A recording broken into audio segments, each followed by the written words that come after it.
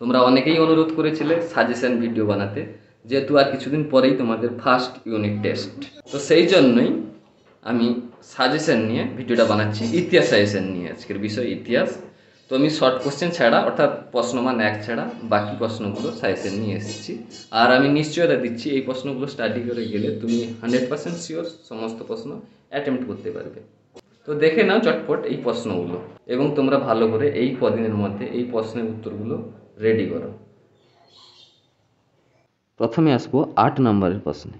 মোট 4টা দিলাম, দ্বিতীয় অধ্যায় থেকে 2টো, প্রথম অধ্যায় থেকে 2টো। দ্বিতীয় অধ্যায় থেকে 2টো দিয়েছি।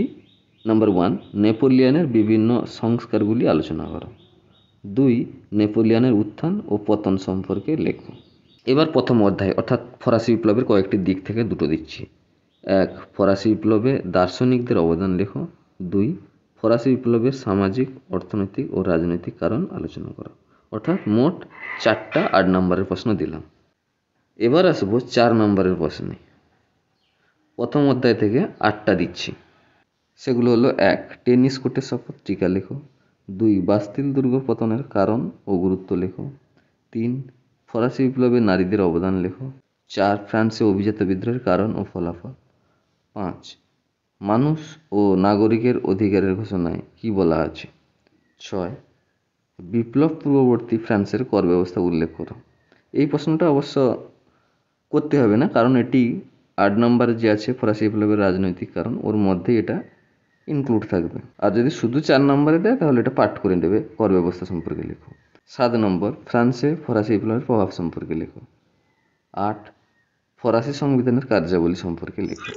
এবার আসবো দ্বিতীয় অধ্যায়ের 4 নম্বরের প্রশ্ন। সেখান থেকে যেগুলো দিচ্ছি সেগুলো হলো: 1, টিকা লেখো, কোট নেপোলিয়ন। অবশ্য এটা লং কোশ্চেনের 8 নম্বরের নেপোলিয়নের সংস্কারের মধ্যেই আছে। ওই 8 নম্বরটা পড়ে গেলে এটার পড়তে হবে না, সাপোর্ট দেবে। 2, টিকা লেখো, মহাদেশীয় অবরোধ ব্যবস্থা। 3, নেপোলিয়নকে বিপ্লবের সন্তান, আবার বিপ্লব ধ্বংসকারী কেন বলা হয়েছে। 4, নেপোলিয়নের রাশিয়া অভিযান এর কারণ। 4, নেপোলিয়নের রাশিয়া অভিযানের কারণ ও তার ব্যর্থতার কারণ লেখো। 5, স্পেনীয় ক্ষত কী। 6, শতদিবসের রাজত্ব সম্পর্কে লেখো। 7, নেপোলিয়নের সঙ্গে ফরাসি বিপ্লবের আদর্শের সংঘাত সংক্ষেপে আলোচনা করো। 8, ট্রাফালগারের যুদ্ধ টিকা লেখো। 9, নেপোলিয়ন কিভাবে ইটালি পুনর্গঠন করেছিল। 10, নেপোলিয়ন কিভাবে জার্মানি পুনর্গঠন করেছিল। অর্থাৎ মোট 18টা 4 নম্বরের প্রশ্ন দিলাম, প্রথম অধ্যায় থেকে 8টা এবং দ্বিতীয় অধ্যায় থেকে 10টা। এবার আসবো 2 নম্বরের প্রশ্ন। প্রথমে আসি প্রথম অধ্যায় থেকে। 1, অস্ট্রিয়া রেজিম কি। 2, বুর্জোয়া বা বুর্জোয়াসি কাদের বলা হয়। দুটো কিন্তু আলাদা, বুর্জোয়া আর বুর্জোয়াসি, যে কোনো একটা দিতে পারে। 3, সাতকুলত কাদের বলা হয়। 4, লেতার দি ক্যাসে কি। 5, রাজনৈতিক কারাগার বলতে কি বোঝো। 6, দৈব রাজতন্ত্রের ধারণা দাও। 7, ইন্টেন্ডেন্ট কারা। 8, জ্যাকোবিন শাসন কেমন ছিল।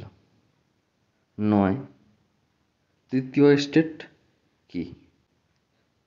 11, ফরাসি বিপ্লবের আদর্শগুলি কী কী। 12, সন্ত্রাসের রাজত্ব বলতে কী বোঝো। 13, ফিজিওক্রাস্ট কাদের বলা হয়। 14, ফ্রান্সের অর্থনীতিকে ভ্রান্ত অর্থনীতির জাদুঘর বলা হয় কেন। এবার আসবো দ্বিতীয় অধ্যায়ের 2 নম্বরের প্রশ্ন। 1, কনফেডারেশন অব দ্য রাইন কেন গঠন করা হয়েছে। 2, পোড়ামাটি নীতি কী। 3, ডাইরেক্টরি শাসন কী। 4, নেপোলিয়ন কীভাবে ব্রিগেডিয়ার জেনারেল পদে উন্নীত হন। 5, অ্যাসাইনেট কী। 6, গ্র্যান্ড ডাচি অফ ওয়ার্স কী। 7, উপদ্বীপের যুদ্ধ কী। 8, ওয়াটারলু যুদ্ধ সম্পর্কে লেখো। 9, চতুর্থ রাষ্ট্রজোট কোন কোন দেশের মধ্যে গঠিত হয়েছে এবং কেন। অথবা প্রশ্ন আসতে পারে এখানে, নেপোলিয়ন বিরোধী মিত্রপক্ষের দেশগুলো কী কী। তো যাই হোক, এবার আসবো 10, নীল নদের যুদ্ধ সম্পর্কে লেখো।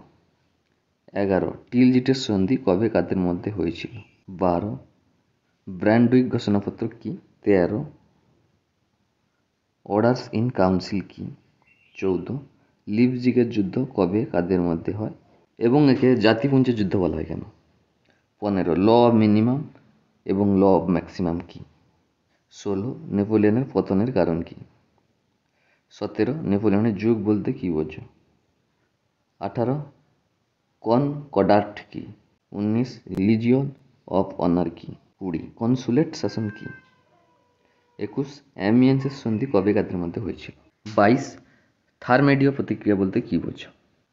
এই হলো 2 নম্বরের প্রশ্ন। আগের অধ্যায় থেকে 14টা, এখান থেকে 22টা, টোটাল 36টা। Thank you for watching the video.